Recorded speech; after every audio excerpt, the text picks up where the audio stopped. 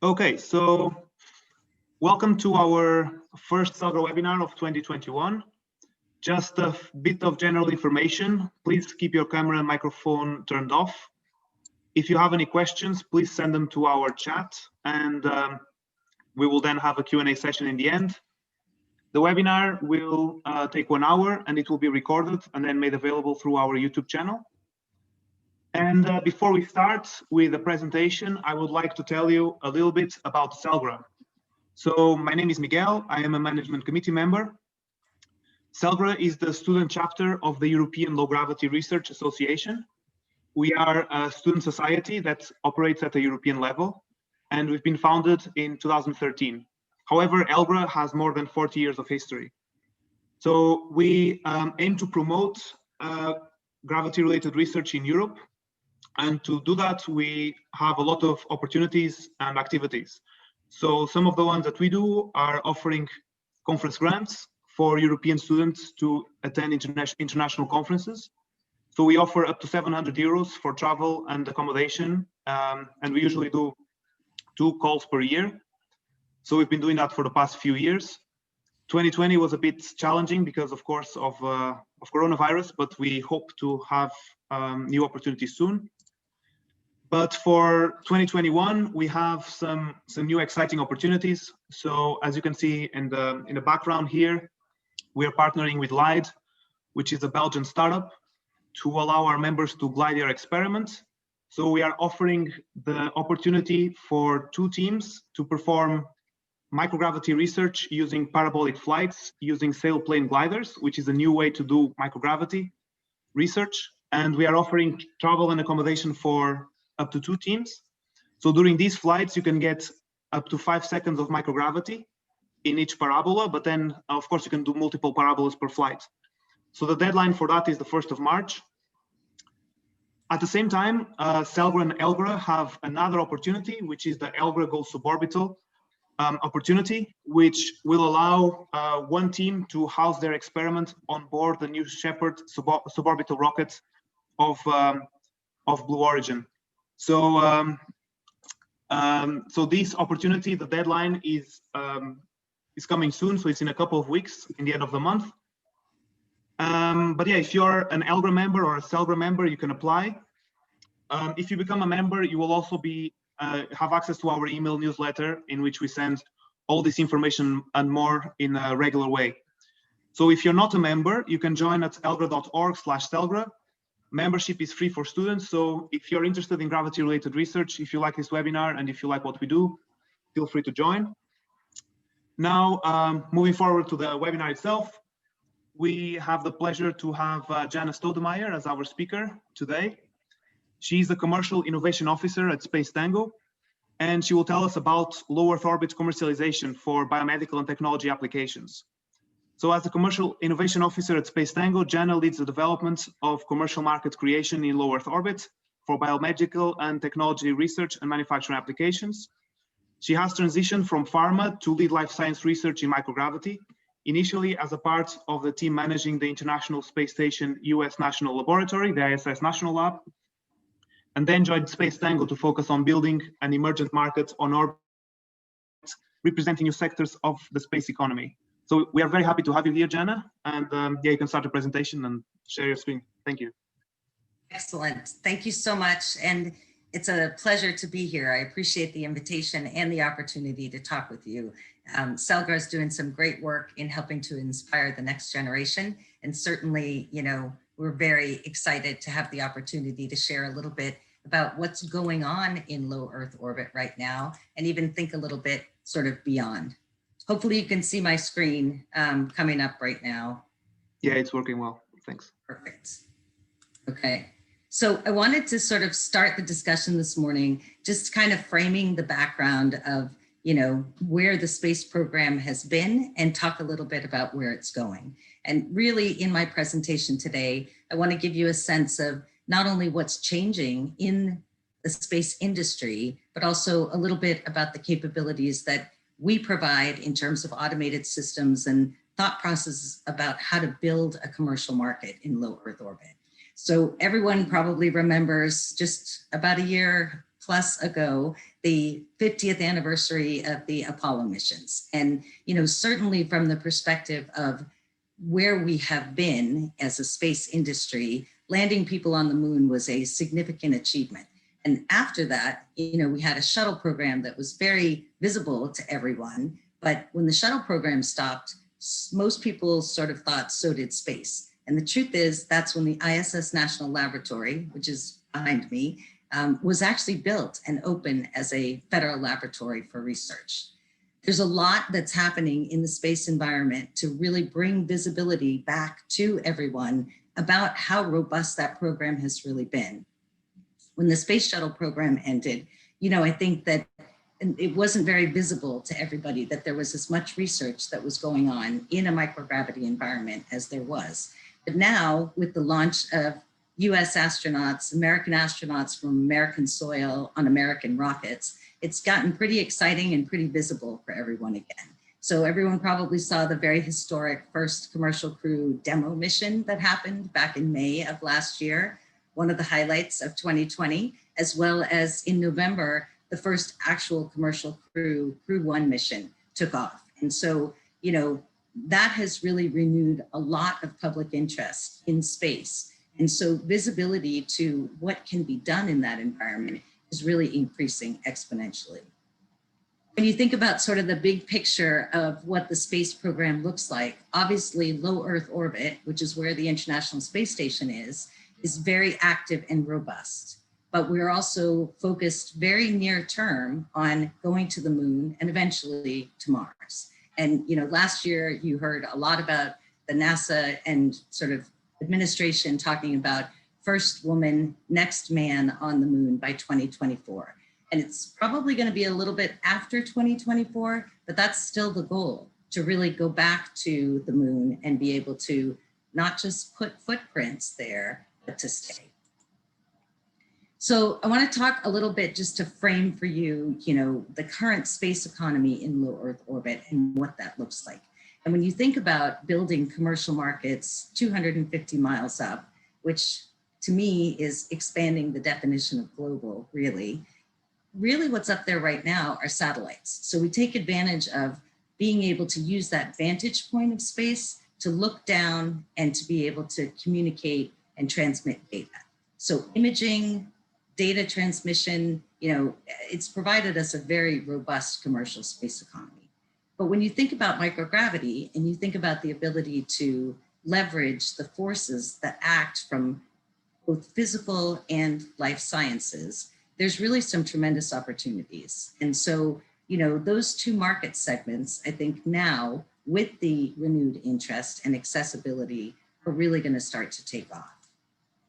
And when you think about the reasons to work in microgravity, especially from a biological standpoint, the pharma industry has made a huge transition from pills to cell-based therapies, and we're on our way to things like gene editing and gene therapy. And really every one of those transitions, whether it's small molecules, cell-based work, or even some of the gene editing work, really can have some significant advantages for being done in a microgravity environment. Just to talk a little bit about what the access points are, because building a market really takes three things: access to the microgravity environment, capabilities to be able to allow you to work in that environment, and then infrastructure. And infrastructure becomes really important when you talk about the biomedical applications, because you do need things like good manufacturing practices. Things that would normally be seen here on the ground actually need to exist in that environment as well. So our current commercial resupply launch providers, which is where science flies to the International Space Station. Everyone has seen the SpaceX Falcon 9 and Dragon capsule, and the Northrop Grumman Antares rocket, and the Cygnus capsule. These are our workhorse vehicles that actually take thousands of pounds on each mission of cargo up the station. Future commercial launch providers are going to include some of the commercial crew providers. So in addition to the SpaceX commercial crew missions, we have Boeing coming online with another commercial crew vehicle. We also have Sierra Nevada, who is developing a Dream Chaser, which will land very much like the shuttle on a runway. So that'll give us some additional access. And eventually, it was scheduled for the end of this year, but it's looking like it's probably going to be the first part of 2022. We'll actually start to see private astronaut missions. So, the transition of not just American astronauts from American soil on American rockets, but also the ability to be able to send crew routinely as well as private astronauts.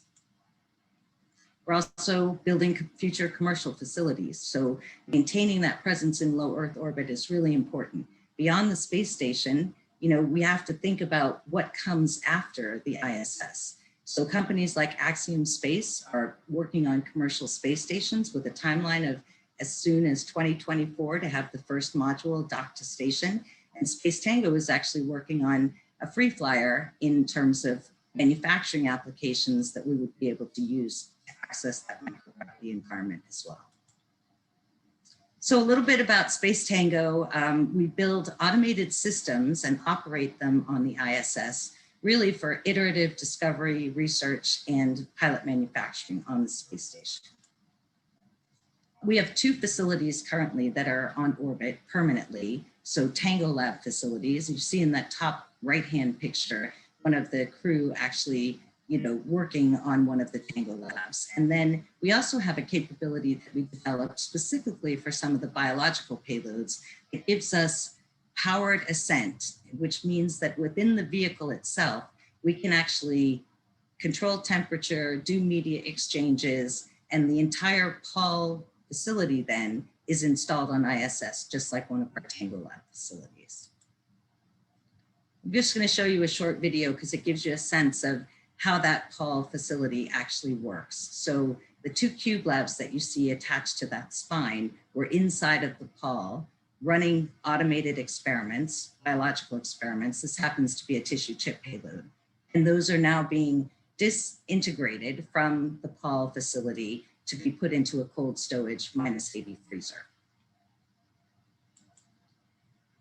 The automated capabilities that we've developed to support biological payloads really have multiple different configurations. So, they can do things like a standard incubator and basically take many different configurations in terms of the types of work that you can do. So tube systems, tissue chips, multi-well plates, culture bags, variety of different capabilities, but all in an automated system that allows us to control it from the ground. All of our flight hardware is NASA safety certified. It's built for reagent and cell biocompatibility, has a good temperature range to control things between 4 and 37. Often if you have conditioned media that you're sending out, you want to keep that cool until it reaches the cells. And standard incubator conditions, 5% CO2, various flow rates, and the ability to also image on orbit.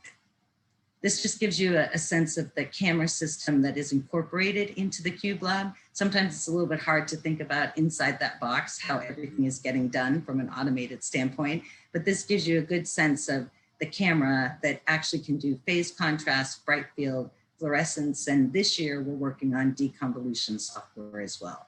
Imaging on orbit is, important from the standpoint of not only being able to see what's happening to those cells, but it gives us an opportunity to make some measurements so not everything has to be done in a post-flight analysis.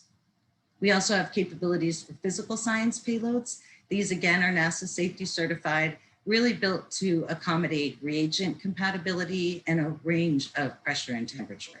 So in the physical sciences side, when we do flow chemistry work or other types of work that really requires much higher temperatures and pressures, flow rates that can sometimes be very low to up to 2 mils per minute, and then capturing the end products from those reactions. This is important as we get ready to think about things like on-demand production systems, even as we go forward.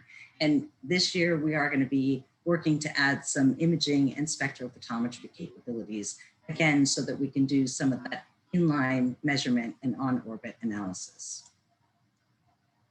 The way that we work with our automated systems is, we basically load the Cube Labs with whatever we're doing, whether it's physical science or biological payloads, at one of the facilities at the launch site. So typically for biological payloads, it would be at Kennedy Space Center.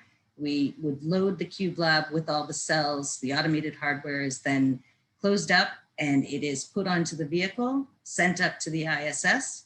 Once it reaches the ISS, it's unpacked from the vehicle once it's docked, and then installed into the Tango lab on payload cards that allows us to control it from the ground. So in the bottom here, in the top right, you see the astronauts attaching the cube labs, and they're in various different sizes onto those payload cards that will go into the Tango lab. And then down below is the control center in our Lexington office. And we also have a control center like this in Houston as well.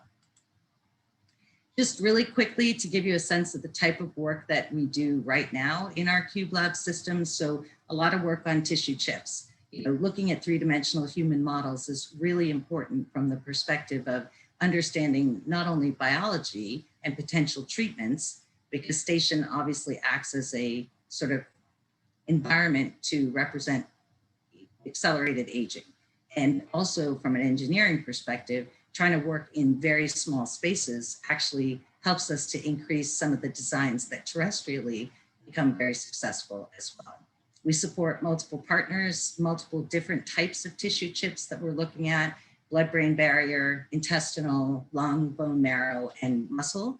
And there has been quite a bit of discussion about how tissue chips can actually be used not only for benefit to life on Earth, but eventually, potentially even made with astronaut cells so that they could be flown in order to develop personalized countermeasures for astronauts in future flight or alongside of an astronaut on a mission, so you could collect cellular level data at the same time that you're collecting physiologic data as well.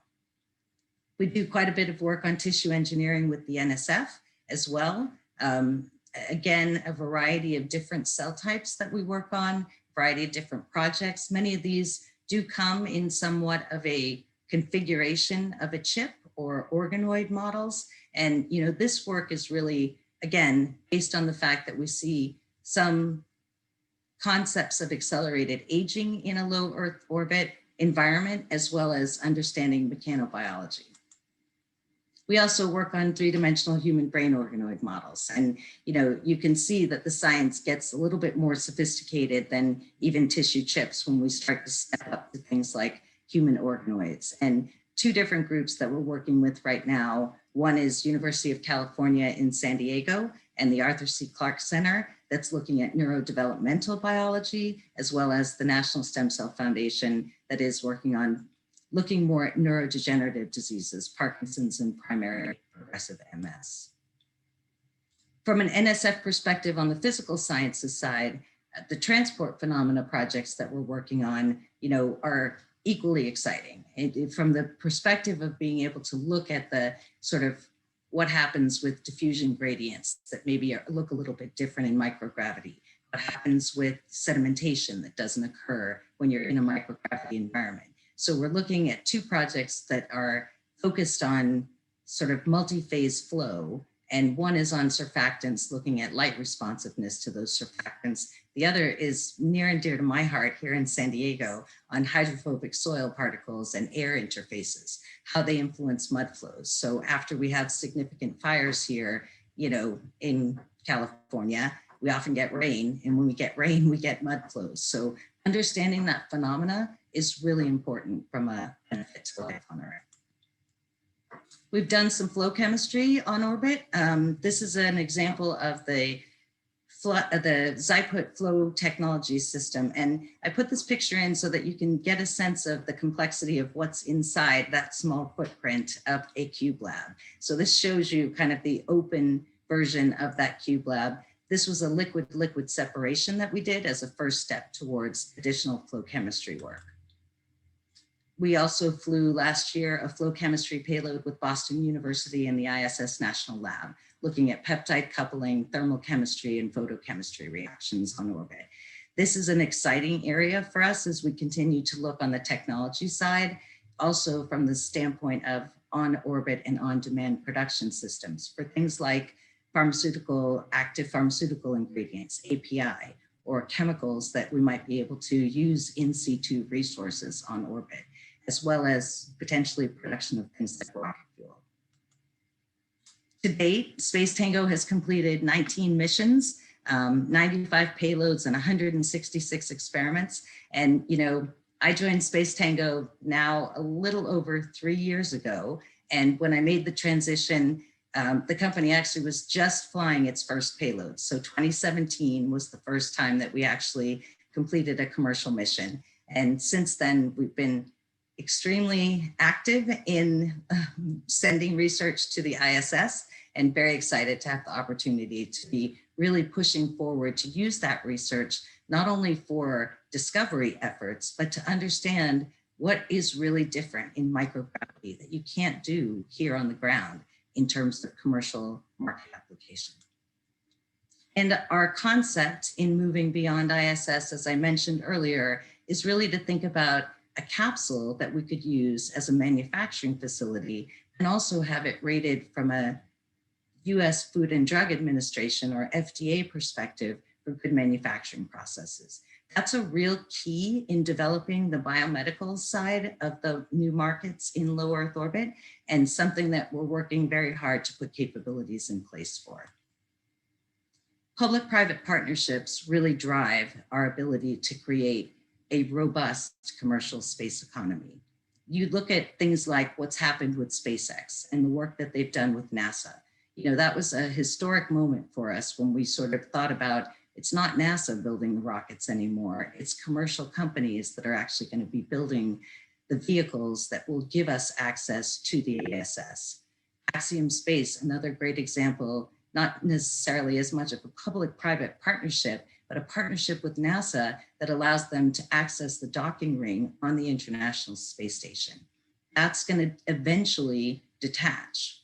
At the moment, you know, ISS is scheduled to be funded for probably, depending on who you talk to and what happens in the new administration, at least another, you know, 7 to 10 years. So 2028 dates are out there as well as 2030. But at some point, the International Space Station will transition. And it's fantastic to see the commercial partners already stepping up to say, we want to maintain that presence and we'll build the commercial space station. Gateway is another example, obviously to advance even beyond where we are in low Earth orbit and to have that transition, you know, to Moon and eventually to Mars. Having something like a gateway is a fantastic opportunity for us to think about even going further.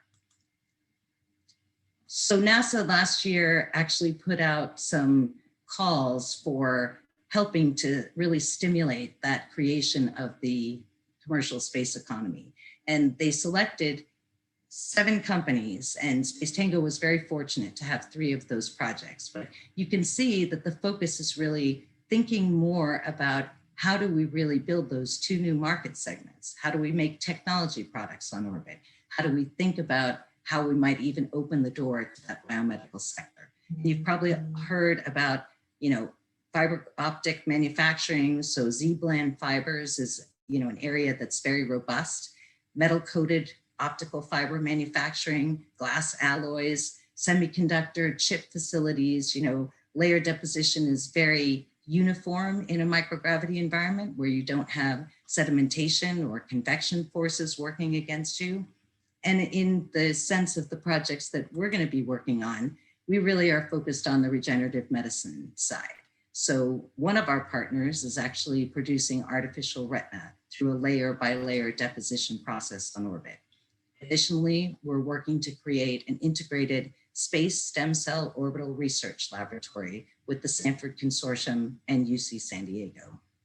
And then we're also working with Cedars-Sinai here in LA to look at stem cell manufacturing parameter studies. And our partner Lambda Vision with the artificial retina technology will be probably the first to go through the process of really establishing those good manufacturing process capabilities and discussions with FDA and regulatory agencies about manufacturing on orbit. So in addition to products that can help to cure blindness in patients that have retinitis pigmentosa and macular degeneration, you know, it's really setting a foundation and a cornerstone to open the entire market for biomedical applications. As I mentioned, so the approach that we're taking to commercialization, we would like to be independent of the current NASA chain. Commercial resupply flights are fantastic because they're subsidized by NASA, but that also means that we're pretty much tied to the NASA schedule of when vehicles are launching. This year, we're very excited because we'll have a lot more launches in addition to the commercial resupply missions. Commercial Crew is launching, and as I say, private astronaut missions and new vehicles that come online are going to help us that much more. But we'd like to eventually get to the point where we can launch our own vehicle that's fully autonomous and use the ability to take the automated systems that we've been using on ISS to expand those further for pilot scale manufacturing systems. As I said at the beginning, it's a really exciting time. And when we really think about what's happening in low Earth orbit and beyond, I love this quote because it really is true. We're on the brink of returning to space, but really this time to stay. So groups like yours that are interested in continuing to work in microgravity, parabolic flights, suborbital, on ISS, and even thinking beyond, it's really important because the future is very robust and we do need to have support of students and new scientists that are entering the field that will really help us to carry on the work that's going on now. So I appreciate the time to be able to give you some additional background on Space Tango and thoughts on developing a commercial market, and I'm happy to take any questions that you have.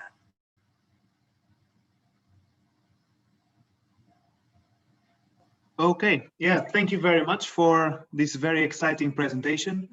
I think it's really great to see all the work that you're doing, especially both in the fields of life and physical sciences, which are two of the main domains of research of ELGRA members. So we have a few questions from the chat. Again, if you have any questions, please send them to the chat and I can read them. So actually, good transition now. It's so about the post-ISS vision of Space Tango. Can you expand a little bit more on that? Sure. So when we think about what happens beyond ISS, ST-42 completely automated capsules for manufacturing are going to be important, but equally important, and we have a very strong partnership with Axiom Space. Equally important, it will be the commercial space station. There needs to be a hub that is maintained in low Earth orbit for that innovative research to be done, both for discovery as well as for identifying new manufacturing applications. So beyond ISS, my vision is that we're very close, right? The next 5 to 7 years, you're going to start to see commercial space stations. You're going to probably start to see additional vehicles and even free flyers that will be in low Earth orbit that will allow us to really, as I say, expand that definition of global to include 250 miles up. Yeah, thank you. So another question, it's a bit more detailed about the payloads that you have. So do they have the capacity to monitor radiation levels? And are the radiation levels in the space station high enough to then change the outcome of the cells? Sure, that is a great question. And we talk often about radiation effects in microgravity on the ISS itself, so inside the ISS. And clearly radiation looks a little different outside the station than it does inside the station. And when you think about crew that is on board for 6-month and even 12-month duration, clearly the radiation exposure is something that is monitored and is closely watched, but it really is the equivalent of about maybe 8 CAT scans a year. So it's very low level, right? It's not necessarily something that's going to be significant in terms of health impacts, but there is definitely radiation monitoring that goes on across the station. That data is available when you run your research on station. If you want to know in the location where your experiment was actually being done, what the radiation environment looked like. We do have, radiation dosimeters that can be added to the payloads that can be either passive or can be used to remotely kind of downlink that data. And, on orbit, the radiation effect, well, it is something to think about when you do a biological experiment. And sometimes people even do 1G controls, right? Because they want to wipe out all other effects of what's going on and just really isolate the microgravity effect. But typically it's pretty small. in terms of the impact compared to what a microgravity effect that you would see. Yeah, actually, yeah, that's actually very interesting, especially the question of the controls, because we know that so a few of our members work also with microgravity simulation on Earth using, for example, clinostats or random positioning machines. Do you think these are important? And also, do you think that performing 1G controls on board the space station is necessary? Sure. So, you know, the whole discussion around radiation effects, because even in simulated microgravity, so those are all tools that directionally can help us. But even when we talk about the effects of radiation on human health, and so you're probably familiar, your teams are probably familiar with, you know, the facilities that NASA has, like the Brookhaven facility, where there is a beam, right, that you can go to radiate your samples. And the challenge is that that's a very high dose over a short amount of time compared to the maybe lower dose, more chronic exposures that you would see. And simulated microgravity, you know, has a place as well, right? But we don't really have, I think that the challenge with using simulated microgravity or even radiation sources here on the ground, we still haven't come up with really exactly how that matches what happens on ISS. And in fact, if you look at the NASA Human Research Roadmap, you see a lot of gaps in terms of being able to really, on the radiation side specifically, try to understand what does that effect mean and how do we actually measure it and translate it to some of the rodent research that's been done. So in fact, this year, at the end of last year, there were some interesting calls about, you know, how do we think more in terms of maybe looking at radiation sources differently? Could you look at things like protons and see really from a proton beam here on the ground, is there a way to collect some data to understand what the impact might be on cells and how you would translate that to existing data that we have? So I think, and simulated microgravity definitely has a place, but it's different than a microgravity environment on ISS. In a random positioning machine or a clinostat, you have a lot of different forces that are acting on those cells as they're being spun around versus putting them in a true weightless environment and actually seeing what kind of changes you might see in gene expression or aggregation or the way those cells signal to one another, right? And so I think they're effective in directionally helping us, but anytime that you can really get into that true microgravity environment, whether it's through parabolic flight for a short amount of time, suborbital flight for a little bit longer, or even all the way to ISS, I think that's pretty much your gold standard research. And, you know, there's lots of opportunities. I was thrilled to hear you talk about the new partnership that you've developed as well, because every one of those steps, and, you know, the other thing I should mention here too is when you think about your experiments and you think about the work that you're doing, there's a lot of opportunity to cross over between those platforms. So for example, we're going to be working this coming year on some suborbital flights with technology readiness for things like a lens-free microscope, as well as an electrophysiologic chip.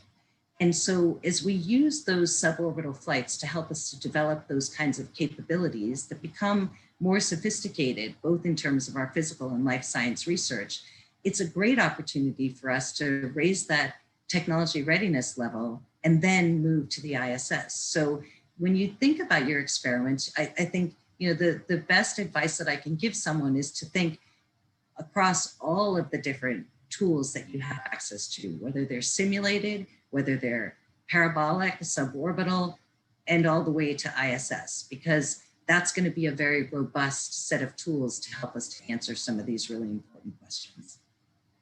Yeah, thank you very much. So another question now from aerodynamics engineering students that is actually going to do experiments in a parabolic flight. They're asking about saying that they really like to work more on these kind of projects in the future, and if you have any tips on how to join these new commercial markets. Yeah, sure. So there's a great, you know, opportunity to think about working with commercial companies who are getting more interested in doing this type of work in microgravity. And I would say, look at the flight opportunities. I know that you probably have some partnerships with groups here in the US, but the Flight Opportunities Group has recently received some significant funding, and from what I'm hearing, are going to open 2 calls this year. So that is a great place to be thinking about parabolic, suborbital, and even setting up some work to then maybe apply to some of the NSF or NIH grants that take you all the way to the ISS. Because even as we work with teams that are getting ready to submit proposals to ISS research on orbit for tissue engineering, transport phenomena, combustion research, if they can show that they've done some work previously in a parabolic or suborbital flight, often that really strengthens their applications. And so I would say, look at all of those solicitations, and Flight Opportunities this year will have 2, one that I think comes out in February, and the other one I think is going to be a little bit later this year. But great opportunities for everyone. Yeah, thank you. So yeah, actually we have quite a few questions. So another question, does Space Tango intend to be involved with the design and manufacture of commercial space stations, or are you just intending to use the current platform?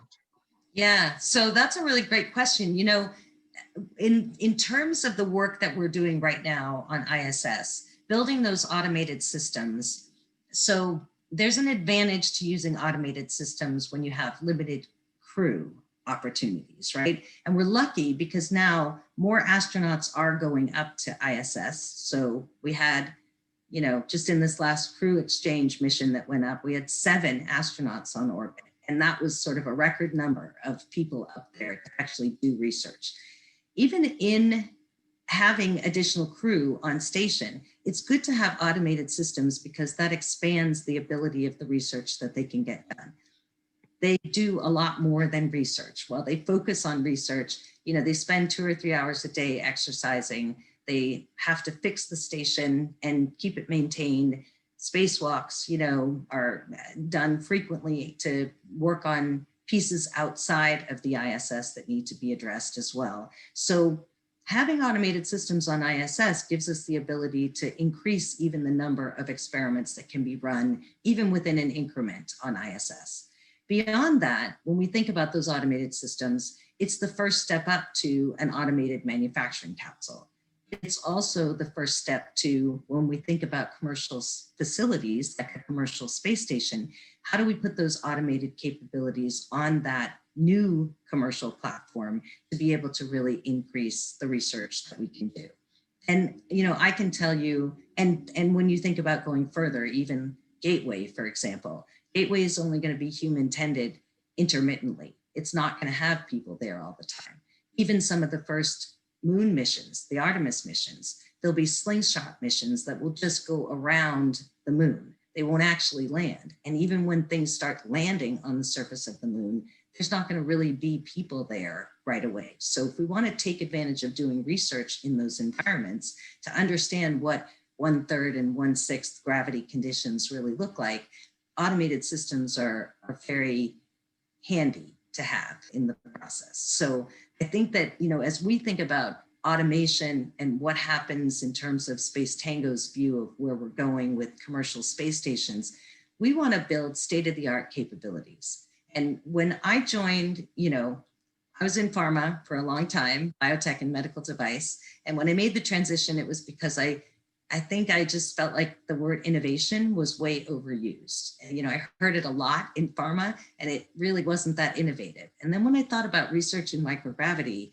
that was a whole new way to look at science and to really think about how we could understand what happens when you take gravity out as a variable in both physical and life science research. And from the perspective of being able to really have sophisticated tools, even shuttle experiments that were done were 7-day experiments. They were short term, they were done with pretty rudimentary systems. You know, the first long duration stem cell culture wasn't really done on station until SpaceX 9, which was not that long ago. And so a 30-day duration to look at stem cell culture on orbit, that's a big step for us. But we have still a ways to go to put state-of-the-art capabilities on orbit. And that's really, the automation is important in terms of the hands, but it's also important in allowing us to really step up the level of science that we can do in terms of research that really has state-of-the-art kind of capabilities provided to it. Yeah, thank you very much. So actually the next question is also about stem cells.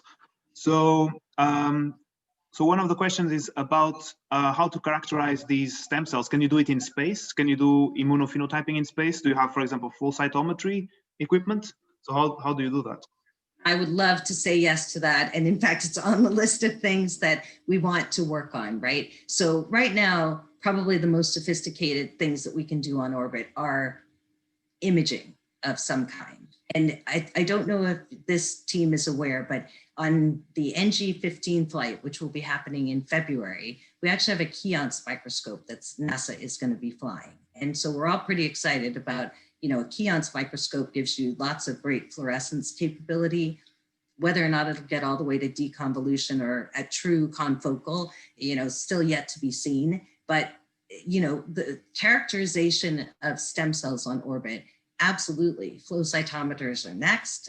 You know, we need to take that technology that we have on the ground, and some of the systems that we use, even for like RNA-seq data right now, those are really gravity-based systems, you know, and so you need to have things that work more microfluidically or give us the ability to be able to transition that technology. So there are things that fit like a flow cytometer, right? You can do sort of capillary action and you don't necessarily have to, it's not gravity dependent. So something like that is definitely a capability that's on the list of things to look at developing going forward. Most of the characterization, so our hope is that through the integrated space stem cell orbital laboratory that we're working on, we'll be able to do things like live cell imaging on orbit. So we'll be able to really see what state those cells are in metabolically, what markers are turned on or off. We will bring some of those cells back for post-flight analysis, but eventually to do true translational stem cell research on orbit, you need to have tools like flow cytometry alongside your imaging to be able to really advance that field. Yeah, it's very interesting. And yeah, so I work with pluripotent stem cells myself, and I know how tricky it is sometimes to either characterize or actually to have good results in your experiments. So the next question is about organoids, which is one of the fields that Space Tango is also very active on. And we know that they're very complex and sensitive cultures, especially if they come from iPSCs. So how are they able to survive all the ground preparation and also the launch forces? Absolutely. And so I love this question because I also like to share with you guys, you know, we always talk about how launch forces impact cells when you're thinking about sending cells on a rocket. And really, those launch forces are about 2 to 3 Gs. So they're not as big as I think most people think. It's not like being in a fighter jet or, you know, it's kind of like a roller coaster ride. And when I usually talk to teams about what launch effects look like and sort of, you know, can my cells withstand this? And are they going to be able to be robust enough to go up just on a launch force kind of basis? I always say, well, you centrifuge your cells, right? And everybody sort of nods their head. And I say, okay, so that, you know, they probably see more forces in the centrifuge than they're going to see at launch, to be honest. And we have some really interesting data from FedEx showing that on the FedEx truck, your cells actually see a lot more force than launch or centrifuge any day of the week. So it's sort of a, you know, it's an interesting phenomena just in terms of what are those forces doing. But, you know, you can do in your experimental design, you can set it up to have cells that right after launch, you fix those cells. So you preserve what changes may have occurred during the launch. The organoids themselves, you know, it depends on what type of cell you're working with. It depends on what stage those organoids are developed to, right? It's just like working with any stem cell. Are you at a progenitor stage? Are you further differentiated? Are they primary cells? Like, you know, there's a lot of different factors that go into the robustness of different cell types that you work with. But I can tell you that, you know, the organoid project that we work with National Stem Cell Foundation on, so they have cortical and dopaminergic neurons, and they were adding microglia, and they were concerned about having the microglia migrate before you were in a microgravity environment. So they actually did a 4-degree hold study for 5 days on the ground where they looked at, could we hold our cells and hold off that migration until we're actually in microgravity? And their cells were robust enough to do that. Some other teams, you try to put cells at 4 degrees or organoids at 4 degrees, they don't love it, right? They're not real happy about the fact that you've just changed their temperature. So we work with groups that are actually looking at things like hibernate media. So our CEDARS team, for example, has a proprietary media that allows them to keep organoids at ambient temperature.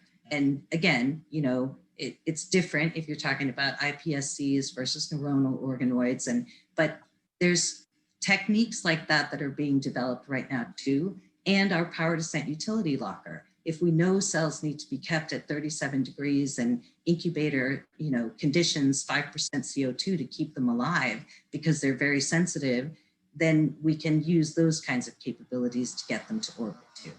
And we tend to like to have our research team with us at Kennedy Space Center. You're the experts with your cells. And so loading them into that flight hardware, we want your hands in that process. As everyone knows, biology is pretty technique dependent, and even technician to technician on a bench can look different. So automated systems help us to improve that consistency as well as throughput, but certainly loading those systems, you're the experts. So having you put them into the actual flight hardware with us and then go out and together watch that rocket launch is a really fun experience, but also a really important way for us to do that science and do it well. Yeah, thank you. Actually, I have a question about also the collaborations you have with academic labs, because you presented a lot of them, and yeah, we know that they're always growing. So how big is your team, and how tight are these collaborations? So how long does it take, for example, to develop a project? Do the academics, are they also involved in the hardware development, or how does that work? Yeah, so that's a great question. And, we work very closely with all of our teams, whether it's a commercial partner, whether it's an academic research institution, even private foundations like National Stem Cell Foundation. And so the collaborations that we develop, really it's hand in hand. You're with us right step by step as we're translating your ground science into that automated flight hardware. We'll be working with you on the bench. And this year, past year, for COVID-19, we developed quite a bit of remote capability. So not just for station, but to work within labs here on the ground. So all of the systems that we were testing pre-flight, we really could remote into, just like we were remoting into them on station to be able to see what was happening. And we did a lot of video conferences to be side by side with our investigators when we couldn't be right there in the lab with them, helping them to understand how to transition that bench science to automated systems that eventually will fly on ISS. And the academic partnerships, it's interesting because oftentimes, even though there's a lot of NSF cases collaboration and NIH cases collaboration, right? So ISS National Laboratory has formed those two collaborations because there's a great amount of science that can happen at NIH and NSF that they want to support. It's really supporting the nation's science. But many of those teams also work with other commercial companies. And that's why I was kind of mentioning before, if you're thinking about how you want to get interested, it's not only the academic labs, but some of those commercial companies that are looking at what those academic labs are working on that give you the opportunity to think about how you might be involved. Yeah, thank you. Another question now about the timing of biological experiments. Yeah, we have a lot of questions today. So we know that they often run on a very tight schedule, which is usually not a problem if you're in the lab. But if the launches are delayed, how do you deal with that? That is a fantastic question. And, now I'm going to give you a little peek behind the curtain of what it actually looks like to send research to ISS. So biological payloads, they're when you think about the vehicles that take supplies up to the space station, and if there's 6,000 pounds of cargo that have to be loaded, you can imagine that's like a pretty big moving truck, right? It takes a little while to load that much into the vehicle. The last thing that gets put onto those vehicles are live animals. So the rodent research that's done, that's the very last thing before they close the door. And right before that is the biological payloads. So anything that is sensitive in terms of being, needing special conditions or special controls. So we aim for an L-24 to 36 hour turnover of the payload. That gives NASA enough time. By the time that they've done mass and CG, they've weighed it, they know exactly what's inside, everybody's all buttoned up and ready to go. Time to put it into the vehicle and actually pack it in. Once they close that door, then the rocket actually has to be loaded and now launch. And usually out of Kennedy Space Center, it's kind of an instantaneous launch window. And you probably know that those windows are set based on when ISS is overhead. So the time of your launch at any given time depends on where the station is. And so once we're loaded into that rocket, it hopefully goes as soon as it's supposed to, but sometimes there are delays, and can be weather, can be technical. It's not always, and now I'll be honest, it's been interesting for us in the last couple of years because SpaceX reuses their rockets. And it used to be that the rocket return was not a critical part of the mission. The critical part of the mission was getting that capsule into low Earth orbit and on its way to ISS. But because NASA actually uses a lot of those reused rockets, recovering that booster is as critical. So we've had missions that have scrubbed not because the vehicle had any issues, but we had high winds out at sea, and it was, a little problematic to think that the rocket was going to be able to land on the "Of Course I Still Love You" barge. So there's a lot of complexities to space launches, but there's always a prime attempt and a secondary attempt. And after that secondary attempt, if you don't launch, we have a period of about 24 hours where we have a refresh. We can take those payloads back and we can put fresh cells in. So we always have our teams bring multiple backups of their cell lines. So just like they do with rodents, because if the rodents have to come off, they need a whole new set that needs to go on again. So we work with the teams really closely, not only to define how to put their science into an automated system, but how to think through all of those launch logistics in terms of if there's a scrub or if there's a push or if the timelines change. And while it's great to have all the additional flights coming on, that does add a little complexity to the schedule. And so now we're seeing a lot more changes in schedule for rocket launches than we ever have before. Yeah, thank you. Another question. So do you have any experience with plant cells? With plants? So do you have any experiments with plants with Space Tango? Oh, plants. Sorry about that, sorry. Yes, as a matter of fact, so I didn't put it into this presentation, but we have been pretty well known for the work that we've done with AB in space. So Budweiser, which is a pretty common, commercial company that's pretty well known here in the US. So they did a lot of experiments looking at barley growth on station. And so we supported all of that work. They also went a little further. They looked at the kilning process on orbit. And so, they've sort of stated that they would like to be the first people to brew beer on Mars. And it's going to be, I guess, great when we get there. I guess I'd rather have a bottle of champagne, to be quite honest, if I make it all the way to Mars. But someday maybe we will have a way to manufacture or to ferment and actually produce things like beer on orbit. But it all started with plant research. And in addition to the work with Budweiser, so we work with Magnitude.io, higher orbits, several groups that support STEM research, and there's been several plant studies that have been done as well. So certainly, yes, capabilities to do those. We don't really have growing habitats as much as we have the capability of supporting plant and seed germination and growth on orbit.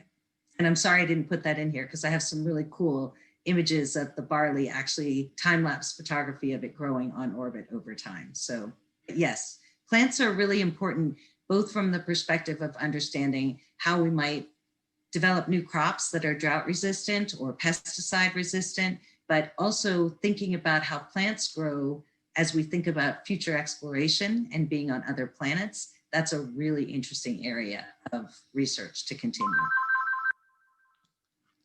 Yeah, thank you. Yes, now another question about so cell biology experiments. So a lot of the differentiation protocols, it require you to change the medium into very different compositions every day. So do you have the ability to do that in your automated systems or not? Absolutely. And as a matter of fact, so oftentimes when we can use one or two different types of media. Sometimes you have different cell types that you want to send at the same time. So the fluidic systems that have been developed for our automated hardware by our engineering teams allow us to be able to not only feed with different types of media, but at the end of the experiment also do a PFA fix or preserve cells in RNA later to bring them back.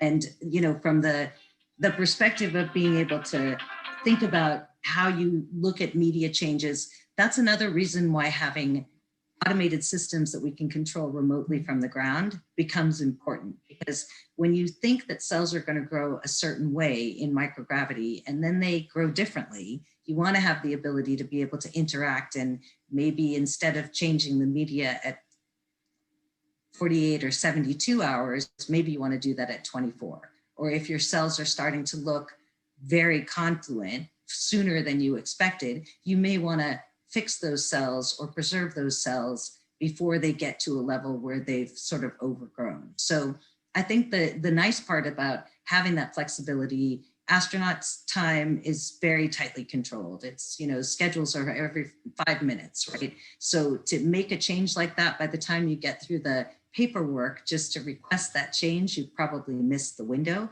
But if you have an automated system where you're able to watch that very closely in near real time, and even if you start to see that you are at a point that's earlier than you thought you were going to be, you can make those changes in the software to say, you know, add whatever active agents that you might want to look at, or electrical stimulation we just did on a muscle payload on SpaceX 21. And it was pretty interesting because the muscle fibers and muscle bundles, the way that they grew, you know, we did want to go ahead and look at them a little earlier. And so we took our imaging and did our electrical stimulation protocol based on sort of real time what was happening on ISS.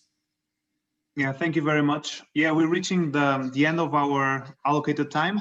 So a final question for you, and it's a bit more personal. So how was your transition from pharma to space?